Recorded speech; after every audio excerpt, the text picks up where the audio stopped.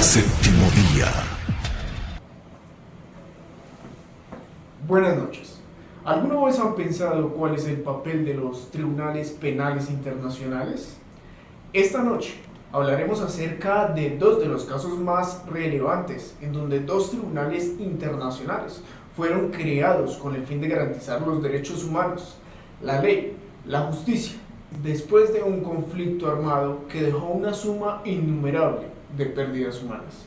También tendremos 4 entrevistas inéditas junto con la compañía de 2 expertos internacionales en derecho penal. Yo soy Manuel Teodoro y esto es Séptimo Día. Buenas noches, bienvenidos a Séptimo Día. Hoy presentaremos un análisis especial sobre los tribunales internacionales de Ruanda y Yugoslavia, su creación y su impacto en el derecho penal. Para comprender la importancia de estos tribunales debemos conocer los eventos que los llevaron a su existencia. Los tribunales internacionales para Ruanda y la ex Yugoslavia se crearon en la década de 1990 por el mandato de la ONU para juzgar crímenes de guerra, genocidios y crímenes de lesa humanidad que ocurrieron en estos lugares.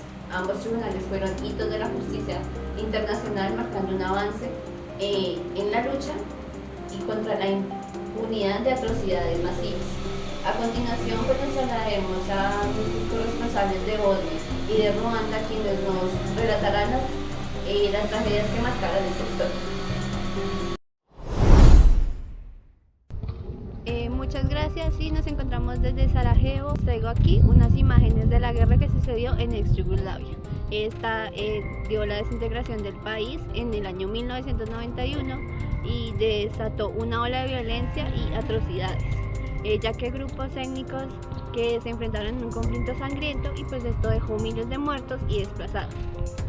El día 11 de julio de 1995, en la masacre de Srebrenica, conmocionó al mundo, ya que fuerzas serbias-bosnianas ejecutaron a más de 8.000 hombres y niños musulmanes. Esto es un acto de genocidio que pues marcó un punto de inflexión en el conflicto.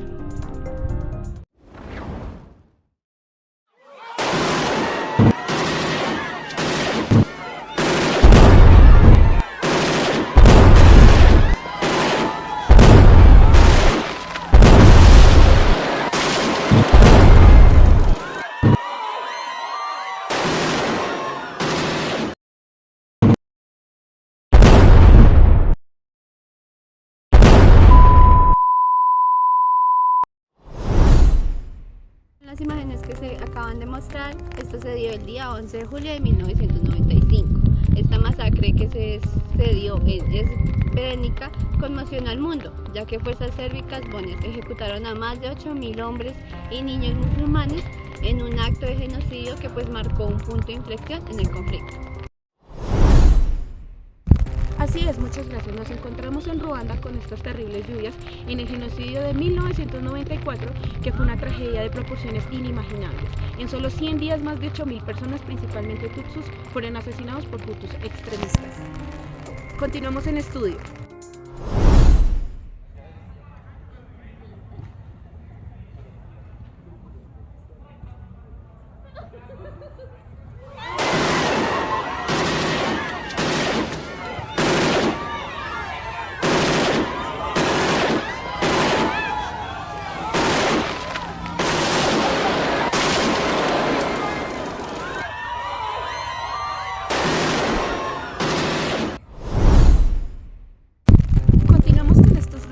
Sucesos del 6 de abril de 1994, el asesinato del presidente Juvenal, un hutu, desencadenó una espiral de violencia que se extendió por todo el país. La radio y la propaganda iniciaron el odio y la masacre en un evento que conmocionó a todo el mundo.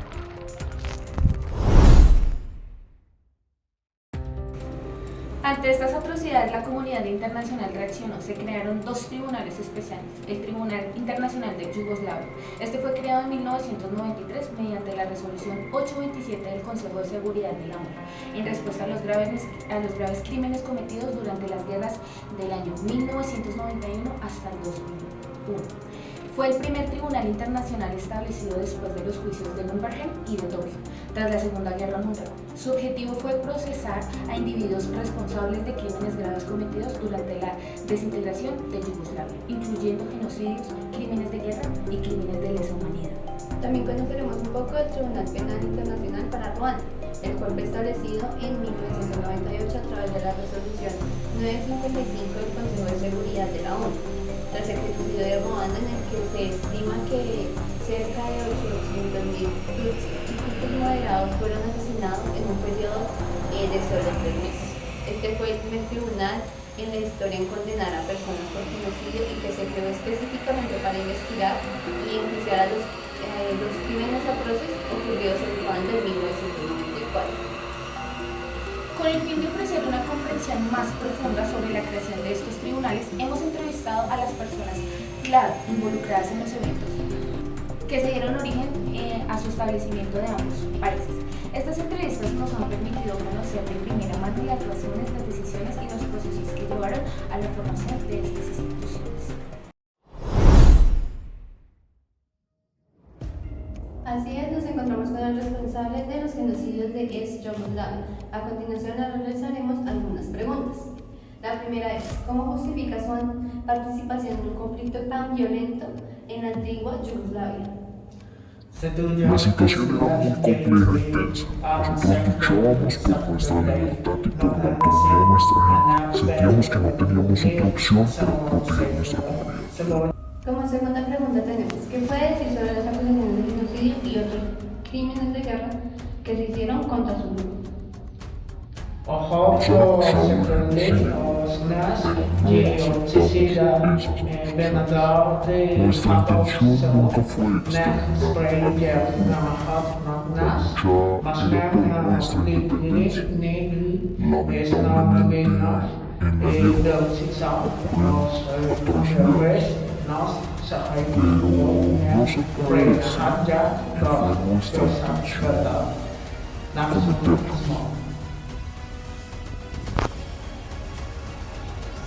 Como segunda pregunta tenemos, ¿cómo era la vida cotidiana para su comunidad durante el conflicto?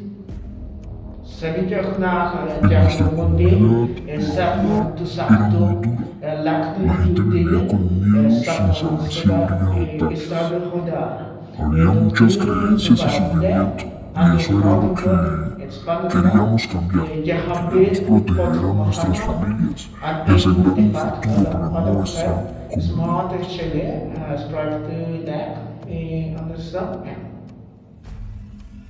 Como otra pregunta tenemos, entonces, algunos sobrevivientes afirman haber sido atacados y desplazados por su grupo. ¿Cómo responde a estos testimonios? Mentira. En una guerra, ambas partes sufren golpeadores. Es triste escuchar esos testimonios y lamento sinceramente que esas personas hayan sufrido. Como siguiente pregunta tenemos, ¿qué cree que la violencia fue la única forma de lograr sus objetivos de independencia? La violencia nunca sería la solución. Hubiésemos preferido una solución pacífica, pero la situación se deteriora tanto que las opciones se fueron reduciendo.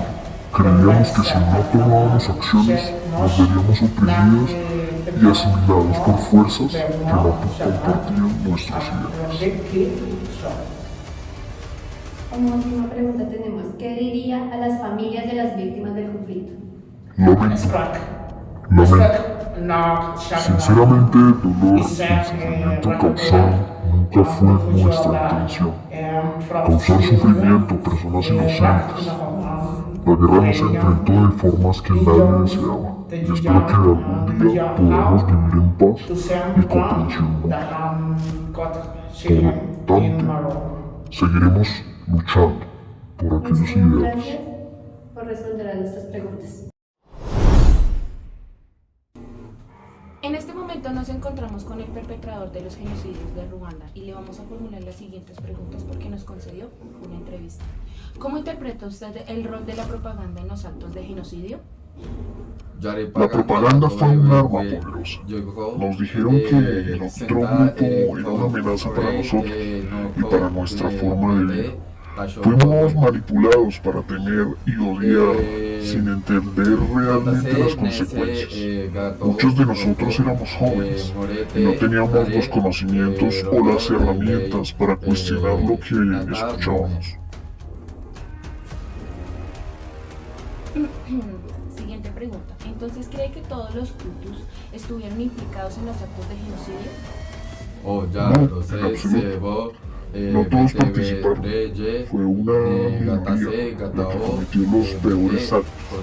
Pero lamentablemente el odio sembrado en la comunidad nos afectó a todos. Muchos Hutus se pusieron a la violencia y otros intentaron proteger a sus vecinos, pero fueron silenciados o reprimidos. La situación fue mucho más compleja de lo que parece desde afuera. Siguiente pregunta. ¿Qué le diría a quienes creen que todos los miembros de su grupo son responsables por las atrocidades que se cometieron en el país? No todo va con él. Realmente entiendo que haya dolor y resentimiento, pero no se puede generalizar. Hubo Hutus que arriesgaron sus vidas para proteger a otros. Y también fuimos víctimas del sistema que nos manipulaba. El odio fue fomentado por intereses políticos. Nos usaron a todos como peones en su propio juego.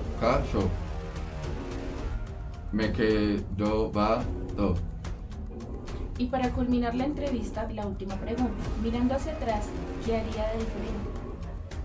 Me gustaría ver cómo la manipulación ahora sé que no todo lo que nos decían era cierto. Me duele pensar en el sufrimiento que se causó y lamento no haber hecho más para proteger a quienes fueron atendidos. Continuamos en estudio. Ahora para escuchar las voces de las víctimas, pues nos conectamos con la señora Emina de Bosnia y con la señora Mirere de Ruanda.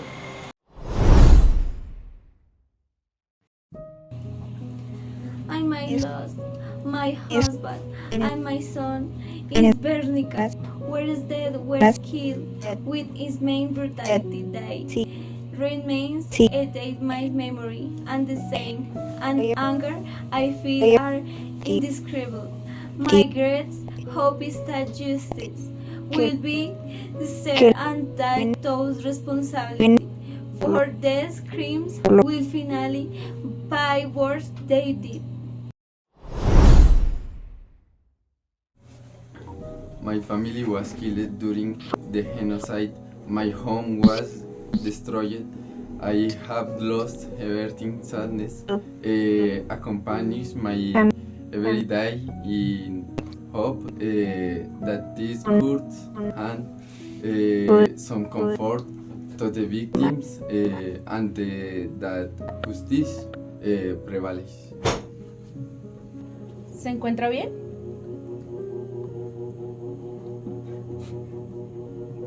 Al parecer no podemos continuar con la entrevista.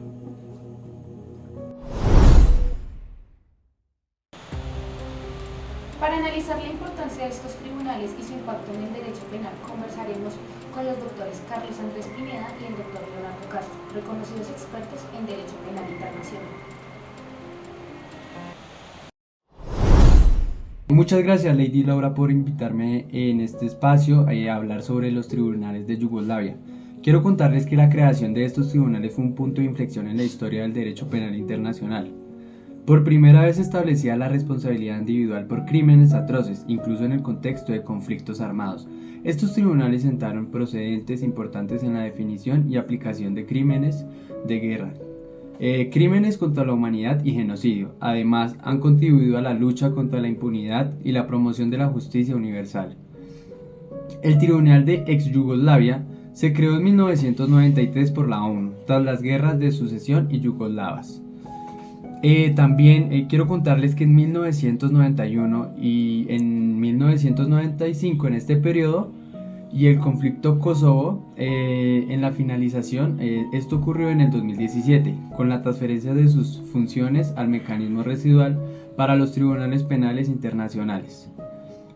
Una historia relevante de esto es que la desintegración de Yugoslavia y los conflictos que lo acompañaron caracterizaron por crímenes de guerra, crímenes contra la humanidad y el genocidio. Llevaron a la creación de las TI para la investigación y enjuiciar a los responsables. Algunos casos importantes se procesaron figuras prominentes como Radovan, el cual fue expresidente de la República Srpska, condenado por genocidio, crímenes de guerra y crímenes contra la humanidad, y Ratko, general del ejército serbio, por su papel en la guerra de Bosnia, también condenado por genocidio, especialmente por la masacre de Srebrenica, donde murieron alrededor de 8.000 musulmanes bosnios en 1995. El Tribunal Penal Internacional para la ex Yugoslavia, TPIJ, fue de gran importancia por varios motivos. Justicia para las víctimas. El tribunal permitió que miles de víctimas de crímenes atroces como el genocidio, la tortura y la violencia sexual tuvieron la oportunidad de ver enjuiciados a los responsables. Esto brindó un reconocimiento a su sufrimiento y fue un paso hacia su dignificación. Como un aspecto también importante sobre la responsabilidad individual. Al perseguir y juzgar a los individuos responsables de crímenes de guerra, el tribunal estableció que la responsabilidad recae en los perpetuadores y no en comunidades o grupos étnicos completos. Esto ayuda a reducir la estigmación y a fomentar una narrativa de paz entre las comunidades de la región. También tengamos en cuenta el desarrollo del derecho internacional. El tribunal contribuyó a fortalecer el derecho penal internacional y a definir crímenes como el genocidio, los crímenes de guerra y los crímenes de lesa humanidad, sentando precedentes para futuros juicios internacionales. Prevención y disolución también es un tema que debemos llevar a cabo, ya que al llevar el juicio a líderes políticos, militares y otros responsables de alto nivel, el tribunal envió un mensaje de que los crímenes atroces no quedarían impunes. Esto buscaba actuar como una disuasión para futuros conflictos, tanto en la región como a nivel global. Otro aspecto importante es la memoria histórica y la reconciliación. Los juicios del tribunal y la documentación generada por el tribunal ayudaron a crear un registro histórico confiable sobre lo sucedido durante los conflictos. Esto se considera esencial para la memoria histórica y puede apoyar los esfuerzos de reconciliación y paz en la región. Y bueno, creo que esto es todo, Lady Laura, y muchas gracias por invitarme a su programa. Gracias, Lady. Estos tribunales han tenido un impacto profundo en el derecho penal. También han contribuido a una codificación de las normas internacionales sobre los crímenes de guerra, crímenes en contra de la humanidad y genocidio. También han establecido la responsabilidad individual por estos crímenes, incluso para líderes políticos y militares. También han impulsado la creación de la Corte Internacional que tiene jurisdicción sobre estos crímenes en el mundo. La legislación de ex-Yugoslavia operó bajo el derecho internacional humanitario y la Carta de Naciones Unidas, los cuales generaron procedimientos y leyes aplicadas que estaban diseñadas específicamente para los conflictos de Yugoslavia y se basaron en leyes internacionales de derechos humanos y derecho penal. La legislación de Ruanda, al igual que los tribunales, aplicaron el derecho internacional humanitario, además de la Convención para la Prevención y la Sanción del Delito del Genocidio en 1948. También se basó en el derecho penal internacional, que aunque desarrolló jurisprudencia única en torno a la violencia y el genocidio, casos relevantes como el de ex-Yugoslavia, en donde Slobodan, expresidente de Serbia, acusado de genocidio y crímenes de lesa humanidad, quien falleció durante el proceso en 2006. Radovan Karadzic y Ratko Mladić, líderes serbo-bosnios, ambos condenados a cadena perpetua por el genocidio de estos crímenes, especialmente por su papel en la masacre de Srebrenica. También casos relevantes como el de Ruanda, en el cual Jean Paul fue uno de los primeros casos en el que el Tribunal Internacional juzgó a alguien por el genocidio, y también en caso pues de también reconocer la violación como un acto constitutivo de genocidio. Por otro lado tenemos a Bokoksora, el líder militar ruandés condenado a cadena perpetua como uno de los arquitectos de genocidio. Ambos de estos tribunales fueron y sentaron precedentes para la justicia penal internacional, estableciendo jurisprudencia en el procesamiento del genocidio y crímenes en contra de la humanidad.